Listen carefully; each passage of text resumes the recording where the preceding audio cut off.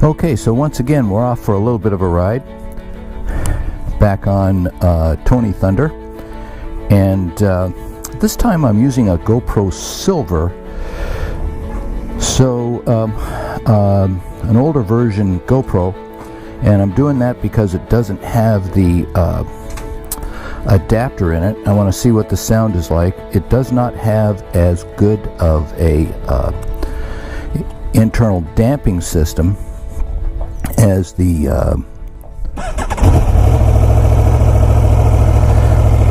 GoPro 6 does.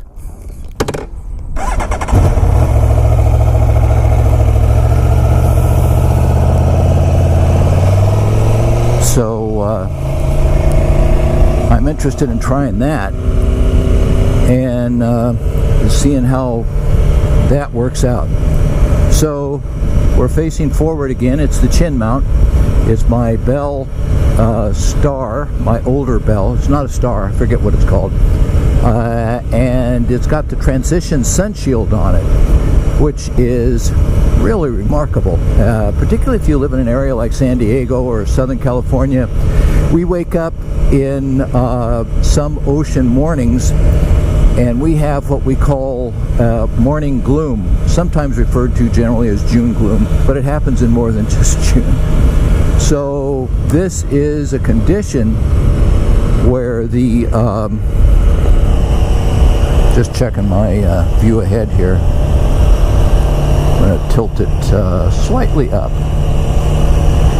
This is a condition where we get overcast mornings that make way for sunny afternoons. So you get on your bike and it's too dark for a shaded helmet, but yet by the end of the day the sun's out, it's very bright, it warms up usually fairly substantially, and you need a shaded helmet. So, and carrying of all the bulky things to carry, an extra helmet visor is one of the more bulky. So this is what's great about the Transitions visor by Bell. Doesn't fit the later Bells. I have a Bell helmet with the MIPS, the Multi-Impact Protection System, which supposedly is set up, sorry about that, is supposedly set up so that you can absorb impacts from various directions. And the idea there is that as you impact something, you decelerate, and various forms of deceleration and deformation are necessary. Glancing blows deliver a different impact profile than direct blows. So the safety idea behind it sounds marvelous, although I hope truly I never get to test it. I don't ever want to test it, but sounds good. The technology sounds good, and they are moved right along, done well. I did a little video of, I think before the turn of the year, about my background going with Bell helmets way back to my sports car racing days in the early 1970s, and I still have a Bell, full-face Bell helmet from that era. Sort of looks like a mushroom with a hole cut out of it now for the top of your head, but I've used them a long time. And actually in that helmet I did have a Formula B, we called it here in the US, crash, and the other car actually left a tire mark on top of the helmet. Knocked me out, didn't kill me, which is a good thing. I think that's probably the ultimate test. Are you dead? Nope. Okay, next question. So that was that was kind of a testament to Bell, and I've been very partial to them, although I do have other types of helmets, but Bell and I do have a history. And so that's what I'm trying out. I'm going to see how this works. I want to hear the sound with the GoPro Hero Silver 4 and I want to see how jittery it is on a chim mount. I thought it was, I had it mounted on the top of the helmet, or I had one mounted on the top of the helmet a while back, and I thought that was unacceptably jittery. So we'll see how this does. I think not the one thing, but one of the things that the GoPro Hero 6 does remarkably well is that it does dampen the video quite a bit, or at least the oscillations and things. So that's a real plus for that particular camera. With you gotta give it minuses, and I hate to keep saying this because I think they're making great products. I'd like to be a fly on the wall as to the product considerations that made that external adapter necessary, and I'm sure there was some technical considerations or something that did in fact cause that to be so, but I'd sure like to have heard of them. I don't know what they are. But that's that. So this morning's mission, I don't know how long we'll record all this, or if we'll record all this, but I want to put a little video up. This morning's mission, I'm heading over to Motoforza in beautiful suburban Escondido, California. I'm going to take the famous Del Dios highway that runs along the side of the mountains, go over to Motoforza and visit them in their new facility, which is beautiful, absolutely beautiful, and talk to them. They have just sent me a communication. They are affiliated in some way with Grand Prix Motorcycles in San Diego, which is where I bought Tony Thunder, the redoubtable 2017 Aprilia Tuono factory.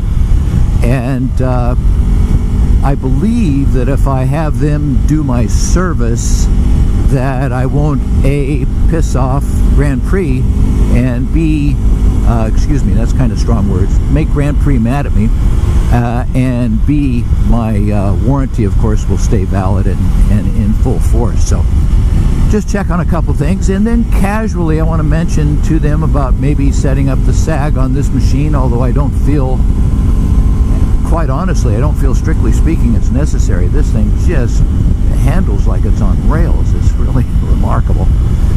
And secondarily, I'm still casually flirting with the idea of that race ECU and the blipless blipper, or a blipping blipper, downshift. Did you hear that?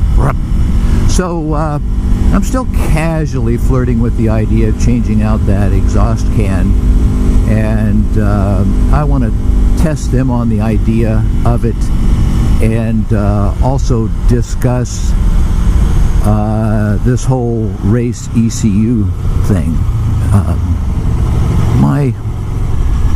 I've been down a lot of modifications, several of them involving louder exhausts, and I've actually lived to regret the decision on a couple of occasions, because now this is not so much with motorcycles but with cars, but one of the side effects of cars is you get this droning in the interior of the car, and what you like for the first day, you put it on, you spend a lot of money, you like it for the first day, and then in 3 days you feel like someone has located a large timpani inside your eardrum, and you just can't stand the thing.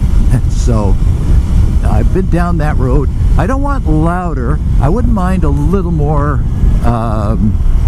tone, a little deeper tone, and some of them I've heard sound like they're a little bit of a deeper tone, so I wouldn't mind that. Hey, here we go, kids. Did a little stop there. And quite interested to see about that possibility. Right now I'm in track mode, wahoo, and so far not like the Tuono needed any more throttle response. That's kind of funny. It's like this thing in rain mode will blow away probably 80% of the machines on the road. Put it in track mode and that is going to up to maybe 90% of the machines on the road. So it's not like you got to do that, but hey, you got all those modes, you got to play with them. And I played with the traction control and all that stuff just a little bit, not a lot. Again, I think that this machine has such towering capabilities and this rider has such minimal capabilities that I don't think I'm kicking in, or I'm getting in a position very often where I'm going to be kicking in the traction control systems very often on this machine. So, but I'm toying with the idea and I want to talk to him about it. I don't know that I'll do it. I want to talk to him about it. And I still have to do the big windscreen. I know you guys are saying, come on, Gary, put that on. It's been sitting in my garage. It actually, shamefully, I have to admit, it has dust on it. Shamefully, it's got dust on it. And you shouldn't buy something like that if you're going to let it sit in a corner and gather dust. But I just have life intervenes. So I just haven't had the time to knock the front end of this clamshell fairing off. Hope this sound comes through. I'm running directly into the wind. It seems like there's a direct offshore wind here. Hope this sound does make it through, but it is a glorious day. It's in the mid-high 60s. Somebody tell me what that means in centigrade, metric, because I don't know. I guess I could figure it out. I'm going to say 14, 15, 12, anyway, in that range. And it's just cool enough that you're not sweating. It can get awful hot in San Diego, but it's just cool enough you're not sweating. GT3, a little more newer model than my old GT3 out of 2007. Just cool enough you're not sweating, and perfect for the machine and the rider. I mean, I think the Tuono would revel in these kind of temps. I don't know how well they thought about them being used out at 90+ degree temperatures, but I think it'll revel in these temperatures. The famous Del Dios Highway. How cool is this, ladies and gentlemen? So you can say it. Yes, I am lucky to live back up in here. This stage of my life. Very, very lucky. It won't come out on the camera, but out there in the distance is a little Alfa Romeo 1960s Disco Volante, or Duetto, I think they call them. Disco Volante is Italian for flying saucer. And those are just gorgeous little cars, little 1600cc twin cam 4-cylinder motors. I think at the end they were 2 liters, and little rev happy things, 4 valves per cylinder. Just love to rev those up, and the castings on them were beautiful, really works of art. You ask me how I know all this is, A, I was around back then, and B, there were 2 motors that we used in Sports Car Club of America Formula B.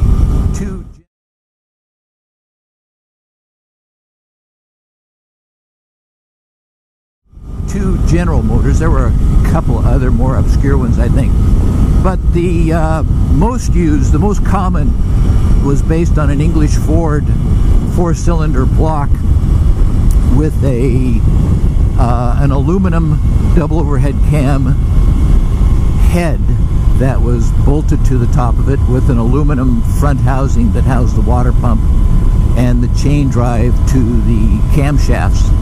And that motor, there's the dam, by the way. If it's not one damn thing, it's another. And that motor was just bulletproof. That thing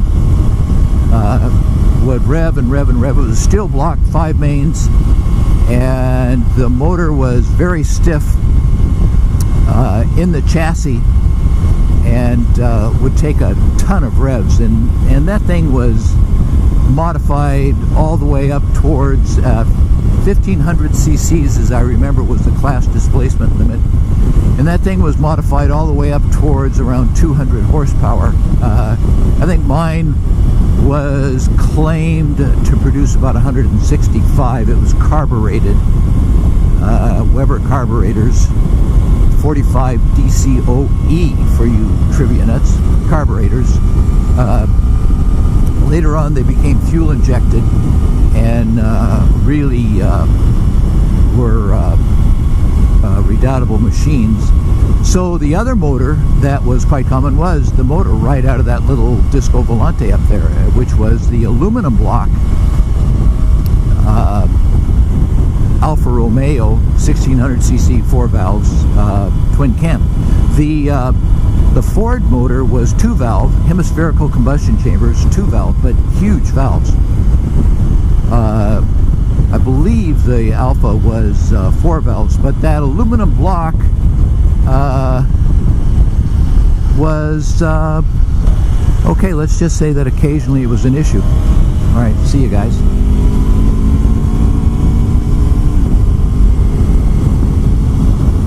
And I have, my memory says I've seen one of them saw itself in half actually on the dyno. So, and a couple pop on the road, pop in racing, including one that I was following, which blew up about 100 yards in front of me and showered me with all kinds of oil and crud and bits of metal popping all over me. I still have some scars on that old helmet to show it, as a matter of fact.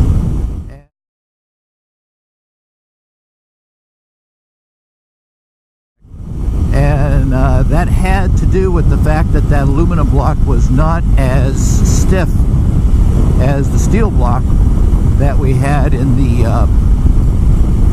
FOMO-CO in the English Ford 4-cylinder. So it was just lighter, but you know, there's no free lunch. So that's that trip down memory lane, and that's what we're going to do today. That's what we're looking at going to do today. I'm just going to, it seems I got another pickup truck in front of me here, so I'm going to run out of my free space, and I'll be stuck behind this guy for a while. So let's just sit back and enjoy the road for a bit.